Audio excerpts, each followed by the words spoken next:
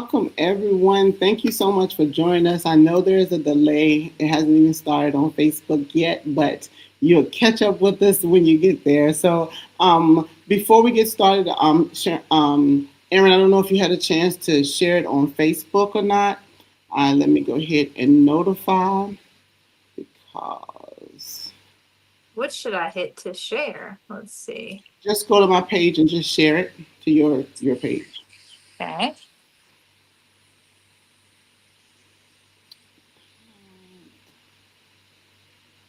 Give me 1 second. Sure. So while she is doing that, I just want to say welcome to everyone. Thank you all so much for joining us today on Bridging the Gap.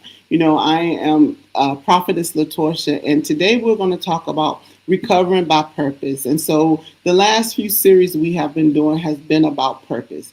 We've been talking about purpose, how to come alongside each other, why God, your situations, grief, we talked about grief, we talked about, life, we talked about purpose. And so today, as I add her back to the stage, I will be talking with Aaron today, Aaron Roberts. And before we even get started, I want you, first of all, thank you so much for accepting the invitation to be on.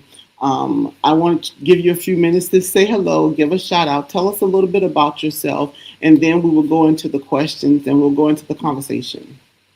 Well, my name is Erin Roberts. I'm from Danville, Virginia, and I am a grateful believer in Jesus Christ. He saved me from myself.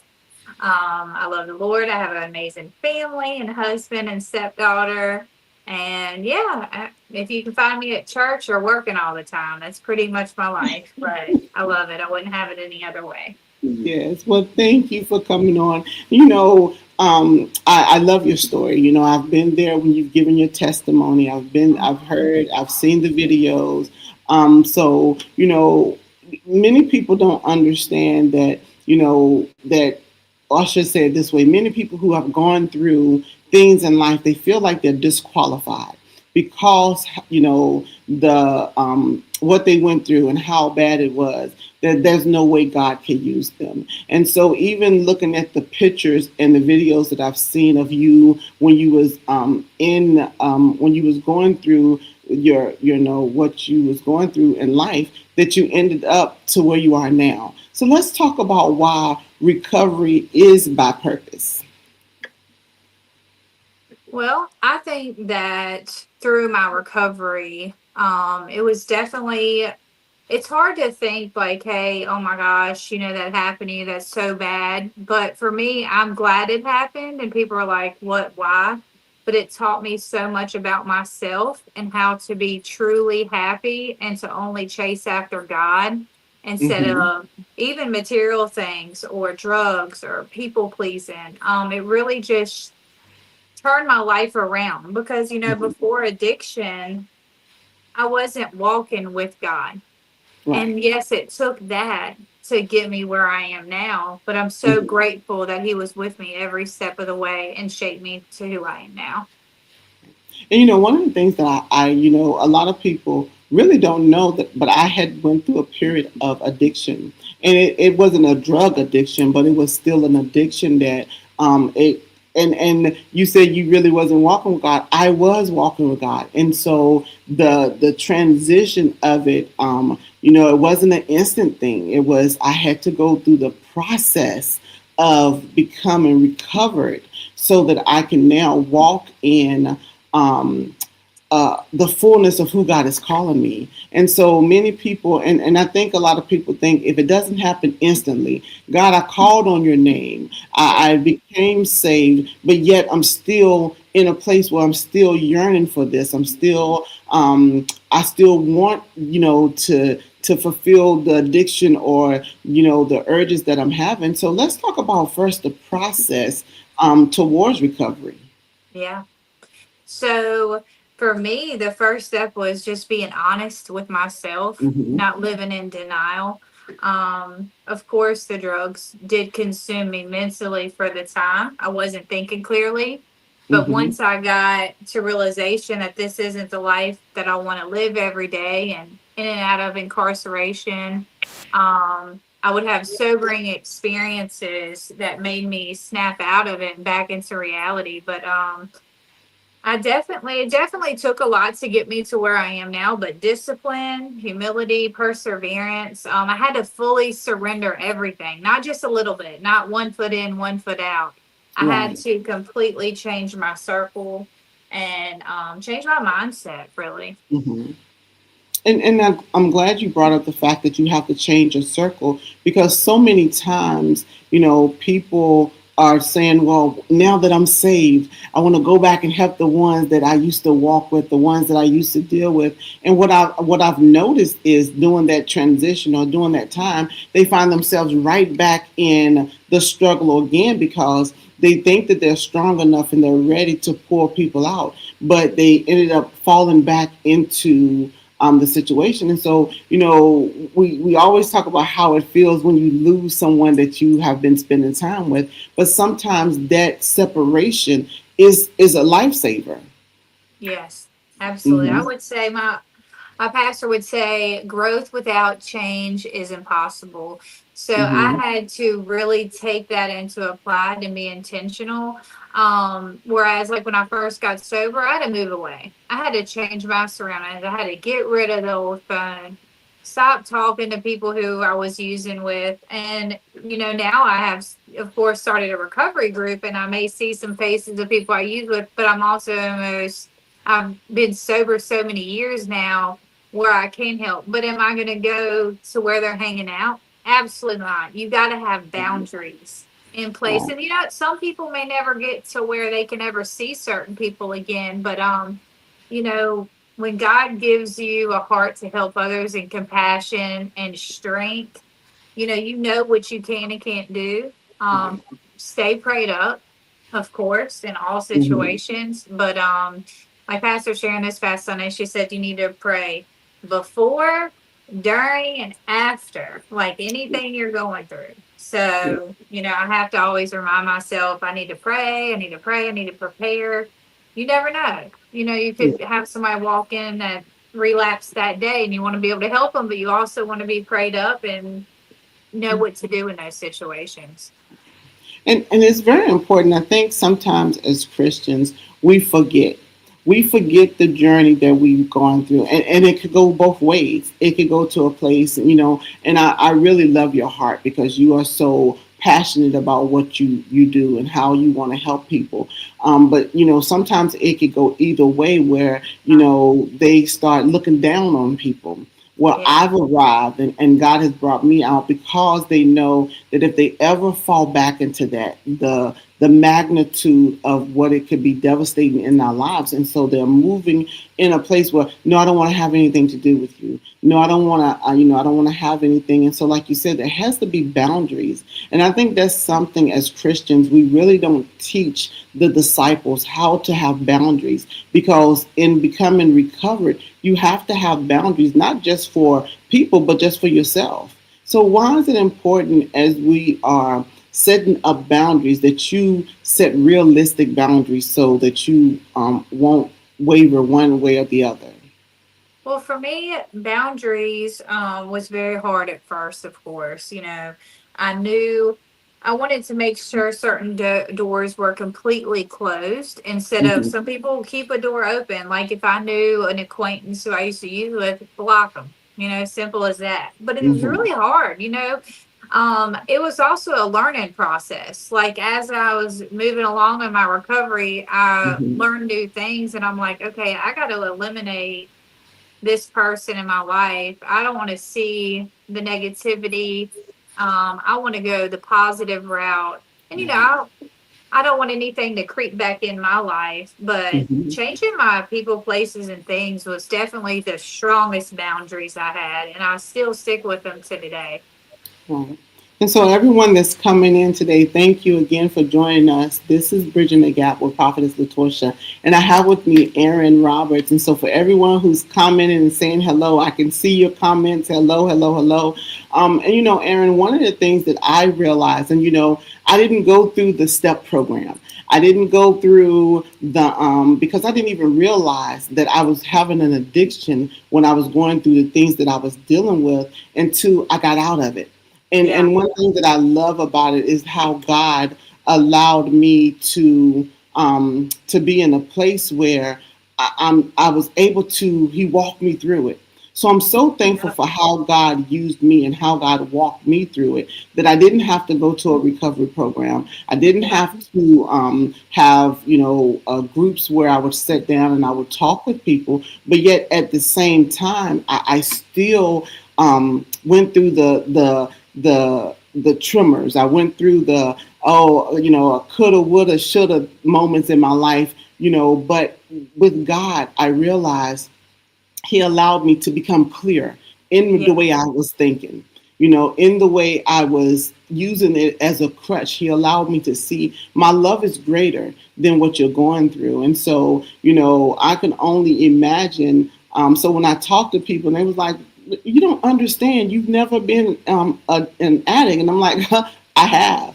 I just didn't use needles. I just didn't use drugs, but I was addicted to something. And so it's the same process. It's the same thing that you're going through. And so I love how you have the recovery group that you have now at the church, because, once you overcome that, and see, you were open about your testimony, because you see how mine have a little gap in it, because this is one thing that I have not talked about. I have not really become public about.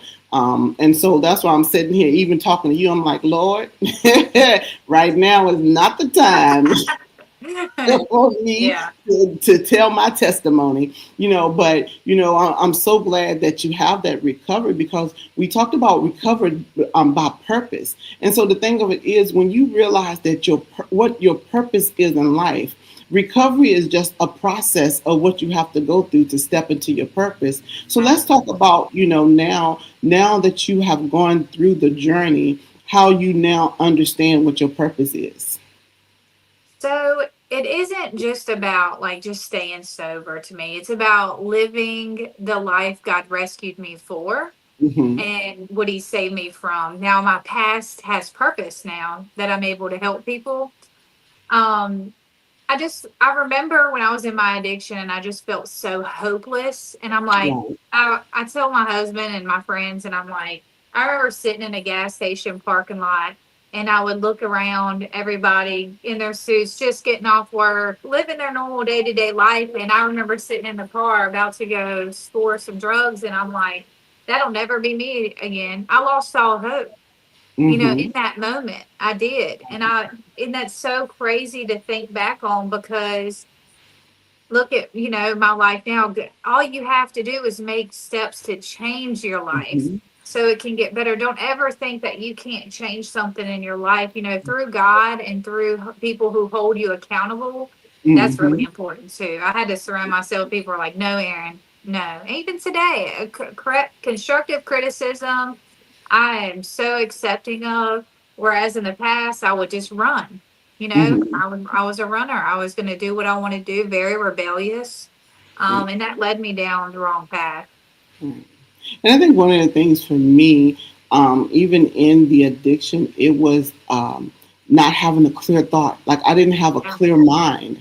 Mhm. And I look back over decisions that I made during that period, and now in my sober state, in my mind, I'm saying, how did I make that decision? Why did I make that decision? Like it doesn't even make, it's not even logical why I chose that decision. And so, and now I understand why the Lord is saying that if you are, unstable, why, you're moving in a way, a double-minded man is unstable in all his ways. And I understand it, because one minute I'm happy and I'm loving the Lord. The next minute I'm trying to figure out how can I satisfy the cravings of the addiction that I'm walking Yeah. through, and I was up one minute and down the next, but yet I still love God. Yep. And yet I knew he had a purpose on my life. I knew he was calling me, but I didn't grow up in church. I didn't have accountability. I had the military. So the military also pushed me, because I had to show up. I had to show up. I had to do what I had to do. And it was almost as if I was two people, because I could go to work and be present for my soldiers, present for the commanders, present for the things that I needed. But when I got off of work, the battle was strong. The battle was there. And, I often tell people, it was, and also Kiana, me getting pregnant with Kiana snapped me out of it because I'm like, listen, I can't go through this as a Yeah. mom and raise a daughter who could fall into the same thing. And so, for me, that accountability, even though she didn't even know she was holding me accountable, being, there for me or me having her helped me to be accountable. So why is it important, not only just for people, but to have that accountability with God? Well, you have to live your life with structure to a degree. I mean, you can't be so hard on yourself, but at the same time, you got to do. Everybody knows right from wrong, and when you Hmm. read the Bible, you really learn it. So for me, structure, I need it. I need to wake up. I need to work, but I also need to give time to myself. But if I didn't have that, I think it. What does it say? Idle hands are the devil's playground. Hmm. So if Out I of just was mind.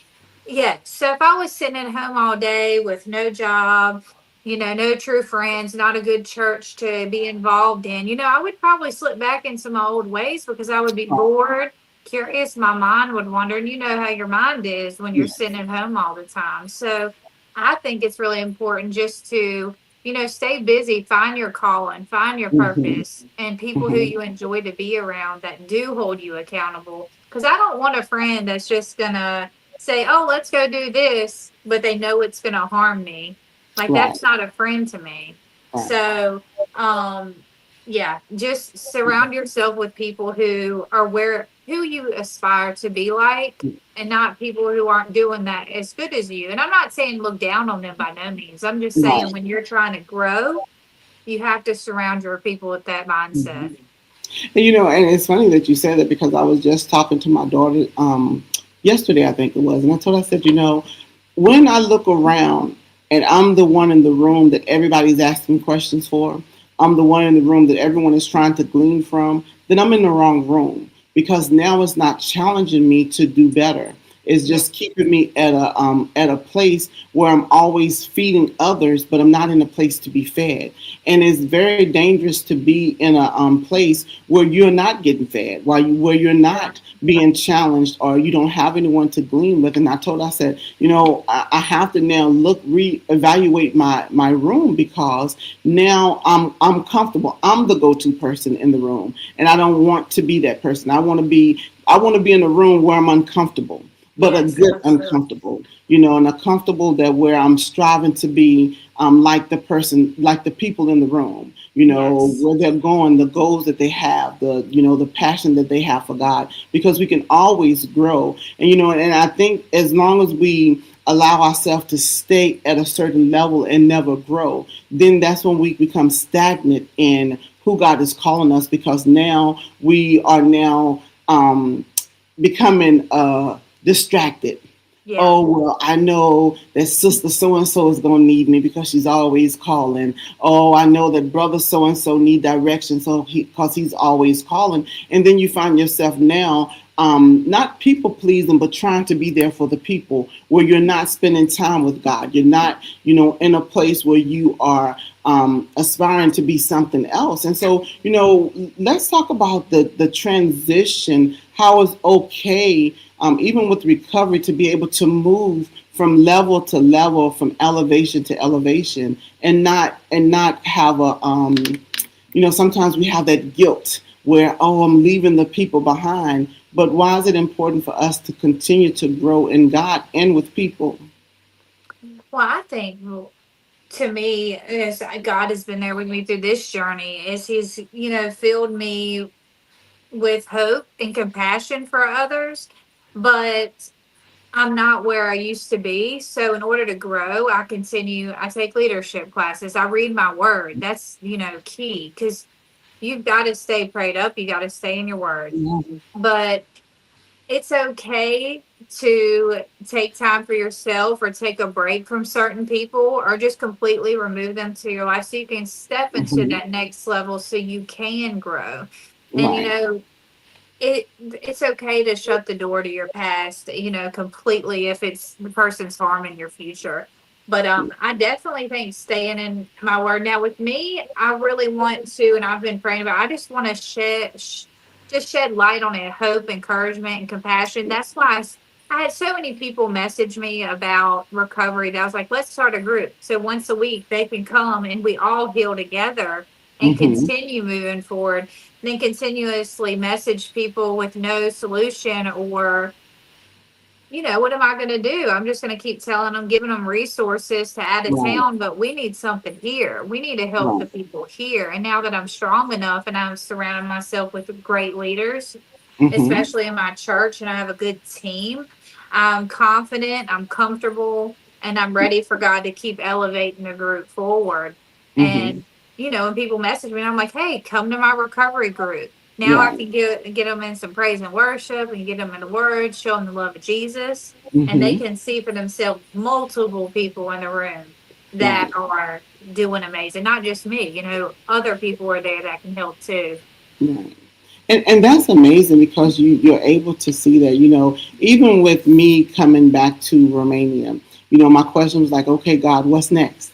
Like, what do Yep. you want me to do? Because now I'm no longer in that environment. I'm no longer able to attend a church service. So how do what do you want me to do? Because sometimes social media doesn't do it. Right. You can't feel the anointing. You can't be in the room to get that, that download that sometimes you need. And when he told me to do the morning watch, at first I was like, you want me to do this every day, like Monday Yeah. through Friday? You want me to almost preach a word every day?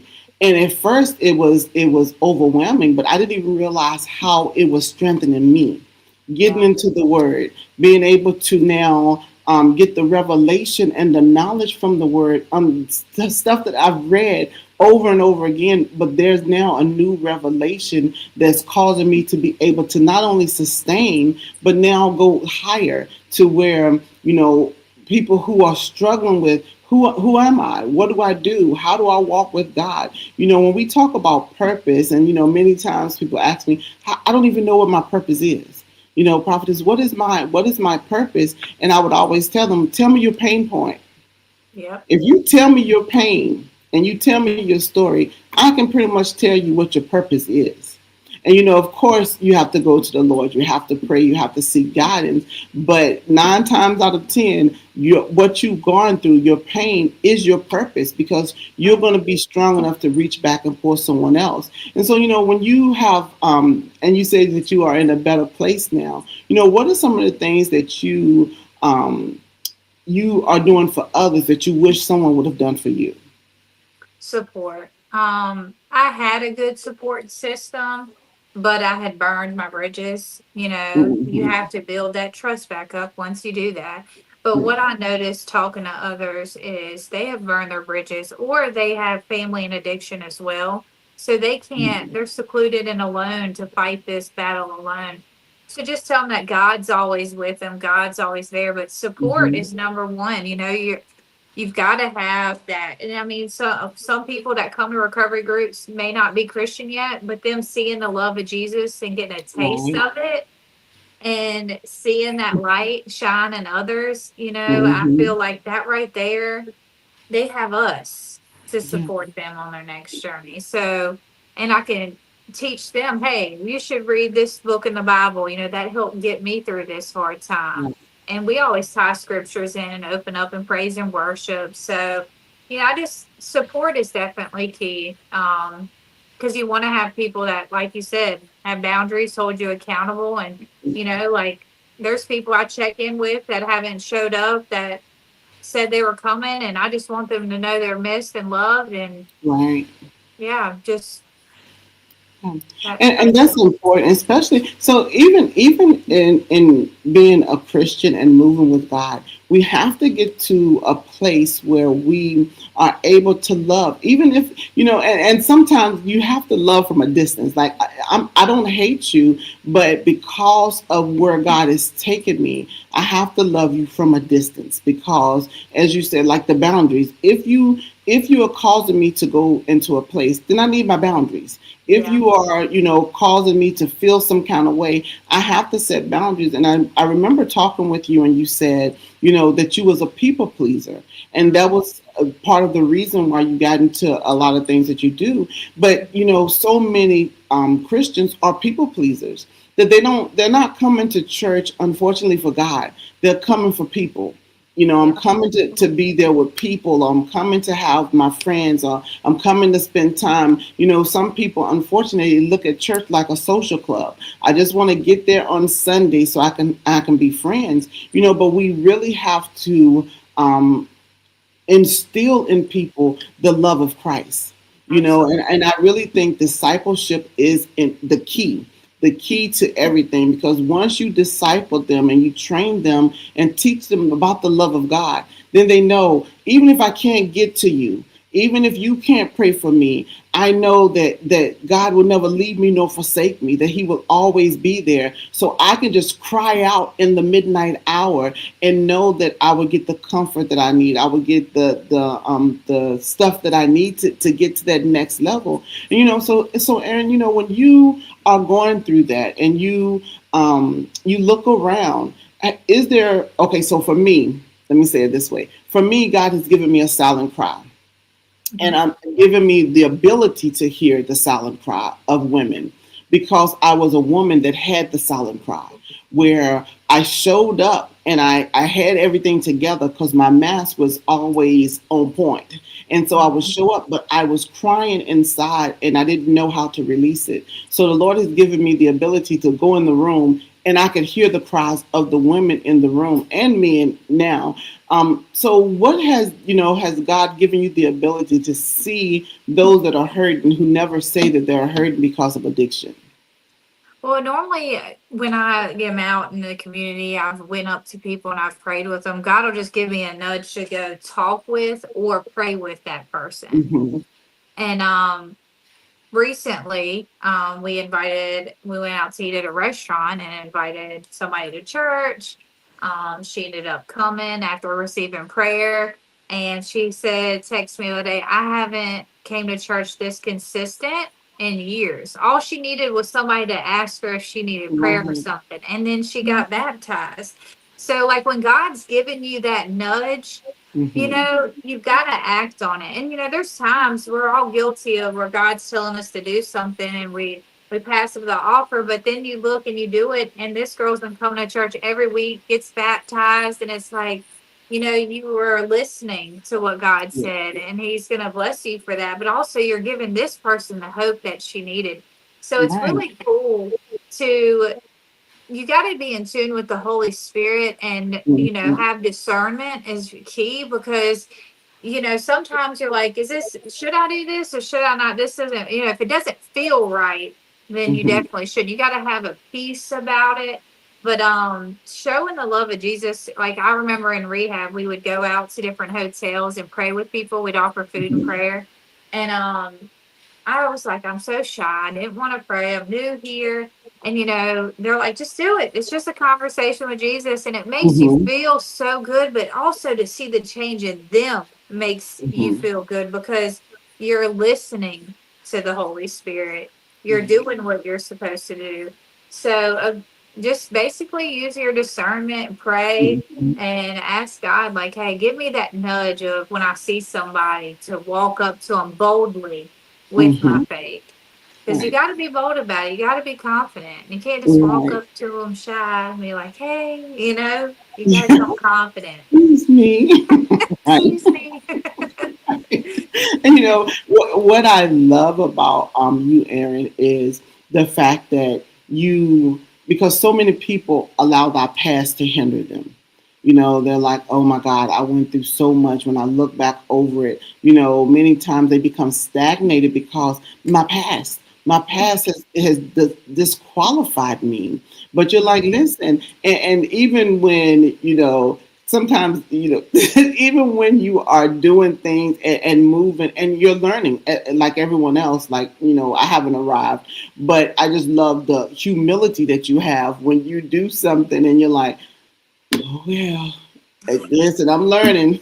I'm learning. But I'm in training. yeah, you never allow yourself to be in a place where you're saying, oh, I done messed up again. Now let me just fall back. Let me just not do this. Let me not do that. Because what I've learned and watched within the church, a lot of people will do that. Oh, I slipped up, so God can't use me. Yep. Oh, I said I love God and I made a mistake, so I'm never going to be used. I've been disqualified again. But look at how many times Peter denied Christ. Yep. But when Jesus came back, what did he do? He reinstated him. Hmm. He said, listen, I need you to say that you love me the same number of times that you denied me, because your purpose is still your purpose. You're still the rock. And I think many times we don't understand that, Jesus didn't reinstate Peter because he didn't have anything else to do. He didn't reinstate Peter because it made him feel good. He had Hmm. to make sure that Peter was now solidified in the fact you are still the rock. Yep. You made a bad choice. You made a bad decision. You walked away from me at my lowest point, but I'm not holding you accountable for that. I'm coming back to you to let you know, now that you're able to tell me 3 times that you love me, then feed my sheep, feed my lambs. In other words, you're not disqualified because you denied me. You're not disqualified because you made a decision to walk away from me. That showed me that you're human. But Yep. because I'm Christ, because I'm Jesus, I'm able to now come alongside of you and let you know your failure is not going to disqualify you from your purpose. Your doubt, your disbelief is not going to disqualify you. That I have come, so that you can realize it's time. And so, when in the Bible, he said, the devil comes to steal, kill, and destroy.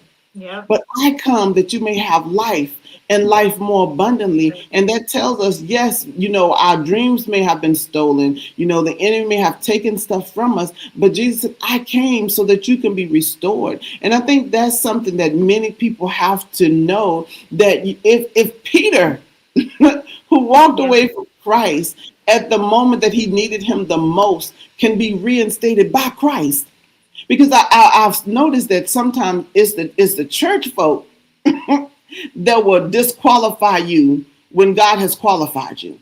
Yep. And so, he was saying, listen, you're still the rock. And I think that's what we have to do. We have to come alongside people, and even though they may have did something or said something or moved a certain way, we have to let them know you're not disqualified. Hmm. Because if we just keep letting people build the pain up, then they're never going to be able to do what they need to do. And so, Aaron, and jump in, because I can feel. Listen, No, I'm with you on that. Like people, they'll wallow. Like back from what you were saying at the beginning, they'll wallow. They'll do mm-hmm, something wrong and they'll lay in it. And it's like you got to pick yourself up, and right, that's why it's so important. Like if somebody says something negative to me, now that I just surround myself with positive people, it sticks out to me so strong. I'm like, I don't like the way.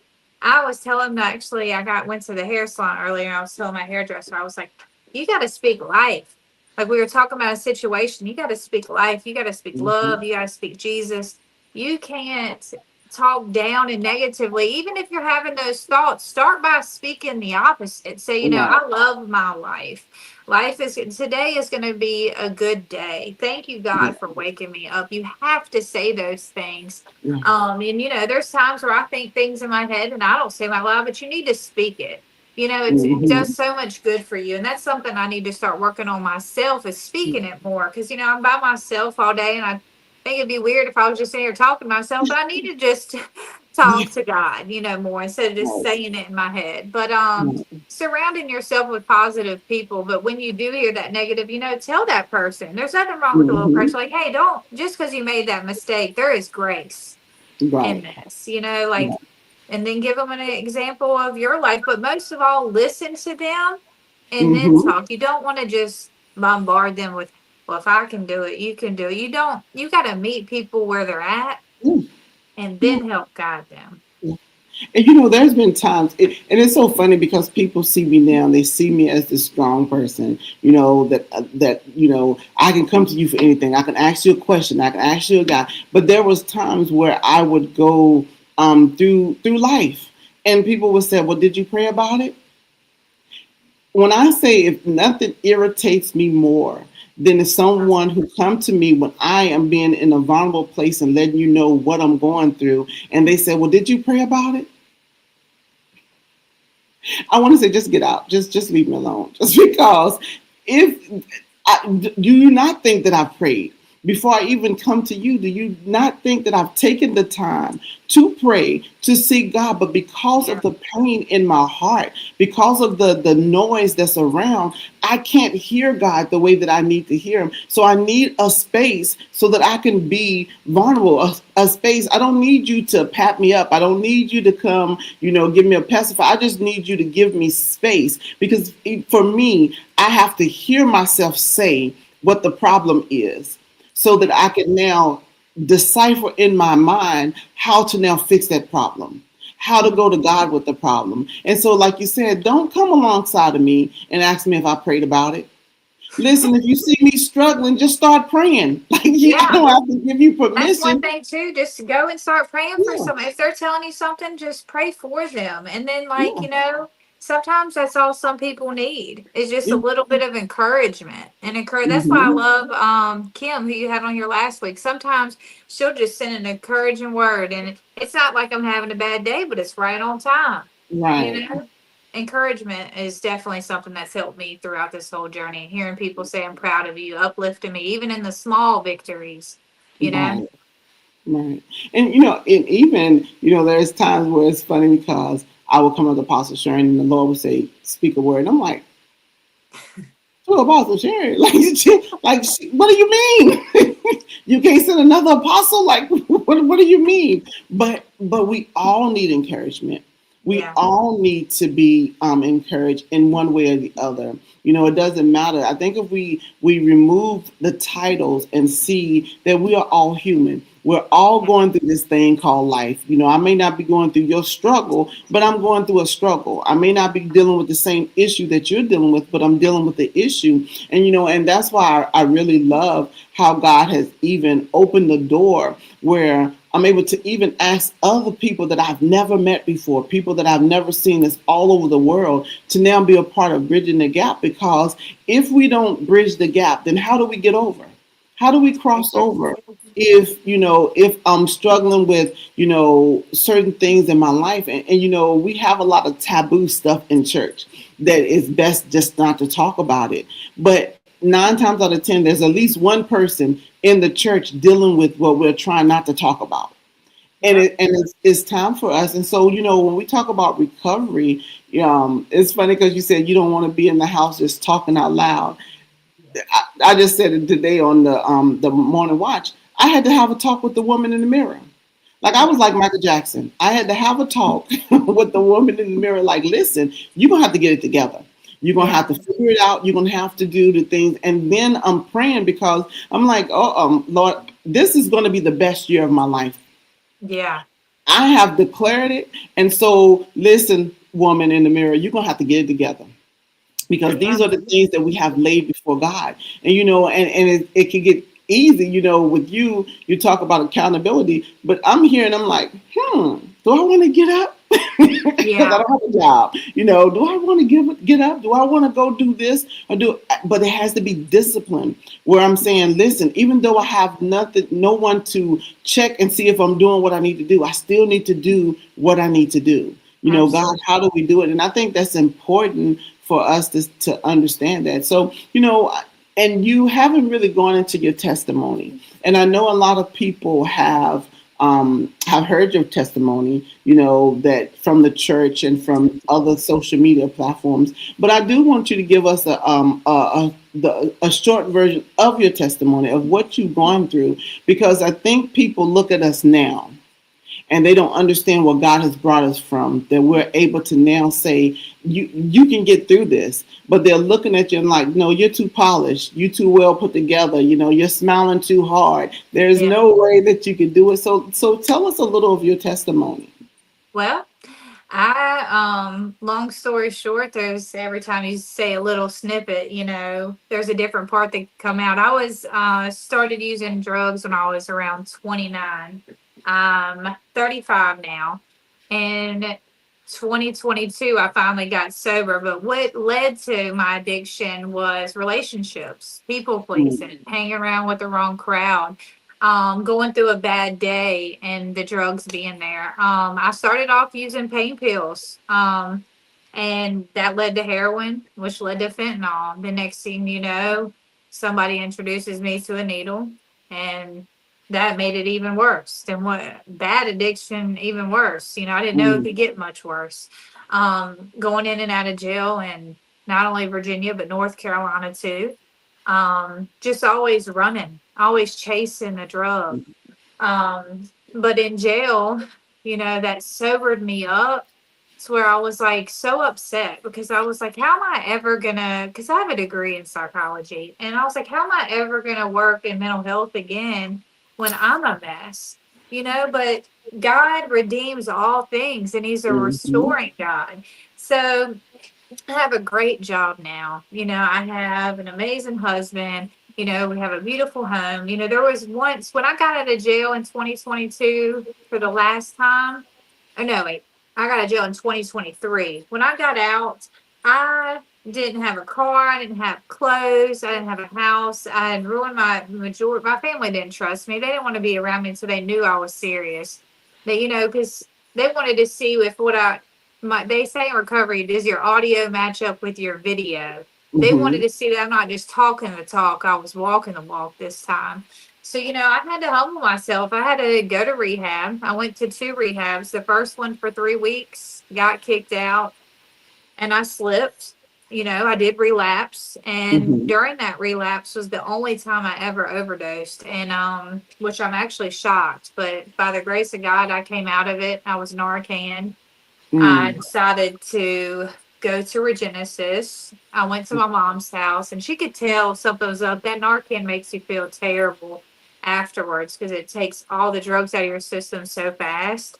And I was nauseous, and she's like, "You need help." Next thing you know, my dad comes over the next day, picks me up, and takes me 2.5 hours away to another program. But I was there 7.5 months, and I made it so much longer than 3 weeks. But I finally got the taste of drugs out of my system. My brain was clear, but I was surrounded. Since it was a faith based program, we were in the Word. I'm around people that want to do better, want to be better, or were once in my shoes. So it was very uplifting to me to say, if they can do it, I can do it. I Mm-hmm. lost all these things, but I can get it back. And now Right. God has abundantly blessed me with better things than the past. And I didn't know it. I didn't think it could have got better. But now I know what true happiness is, whereas Mm-hmm. I thought I knew, but I didn't. Now it's like, I can actually go to the beach and lay out and not drink, and just enjoy it, enjoy time with my friends or family, Mm-hmm. and just have a good life. But yeah, drugs don't define you, and drugs don't discriminate either. Like, all Right. it was COVID, a bad day, dating a bad guy, and stupidity. I just decided to try it. I was a partier. I loved to just hang out and do whatever, Mm-hmm. and that one bad decision made the next couple years of my life bad, but it Mm-hmm. didn't ruin the rest of my life. Right. I decided to, like your sermon, decided to flip the script. Yes. So I'll never forget that. But yeah, you just got to do things differently. You Mm-hmm. have to put one foot in front of the other. You got to say no to your past and yes to your future every day you wake up. That's not who I want to be anymore. I don't want to wake up and feel sick and go chase something that isn't even fulfilling. What a waste of time and money. Yeah. Uh, but now I'm walking in my purpose. I'm happy, I'm Mm-hmm. healthy, and I'm just grateful to be able to tell my testimony to maybe just help one person out there. Yeah. And it's amazing because I met you when you was in Regenesis. Hmm. Because we had to come and we was doing a testimony time. We was just, talking. I think it was three of us. And, Yeah, it we was was. just talking and, and looking at you now, like from, how God makes it full circle. And Yeah. that's what I love, even when we look back, you said God is a restorer. And we Yes. have to understand that God will show up, when we get to a Yep. place and start obeying his voice. Because but it's a learning, it's a journey of walking with God. It's a journey of walking away from the thing that's causing you harm. And even with me and the trauma and the PTSD, there was times where the depression was so strong that I could not even focus. I could not Yeah. even form a word, but the crazy part is I would step out of my depression long enough to pray for someone else.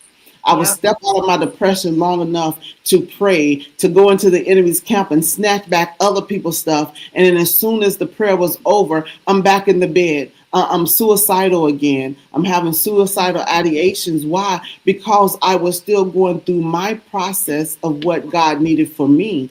And it made it so that when someone comes to me and talk about being a Christian and depression, I'm not going to look at them sideways and be like, well, what do you talk about? You love the Lord. So if you love the Lord, how are you going through this? Because Yeah. I've had, where I've gone to clergy in the military, and he looked at me with the nastiest look and was like, "What?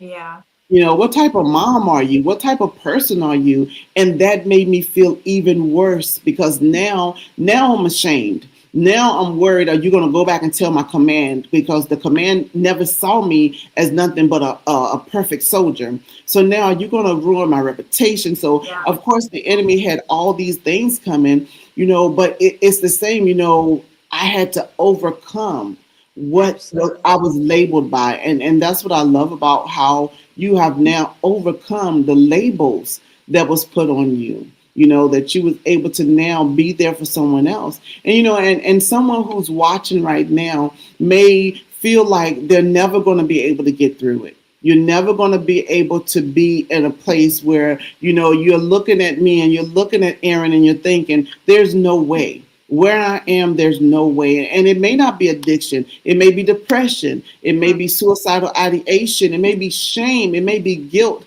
We all are carrying something that's keeping us from stepping into the fullness of who God is calling us. But one thing that Erin said, when she got tired, when Mm-hmm. she had a sober moment, she was able to say, I don't want this anymore.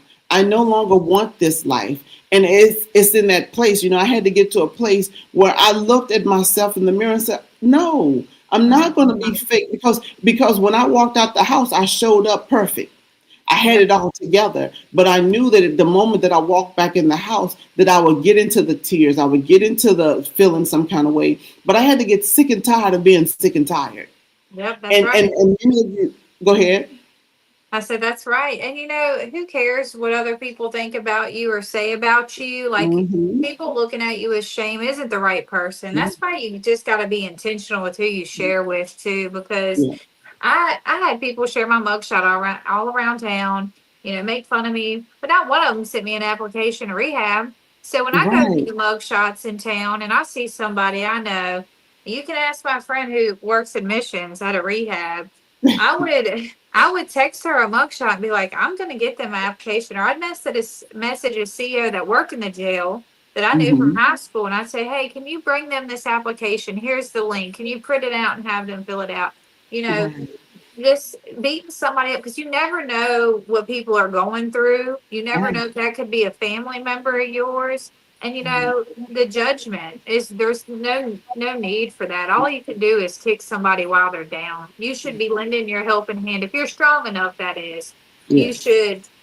And that's why it's important to surround yourself with people where you can seek godly counsel and like wisdom that is needed for you. Because you can surround yourself with people who look like they're living right, but they give you the worst advice.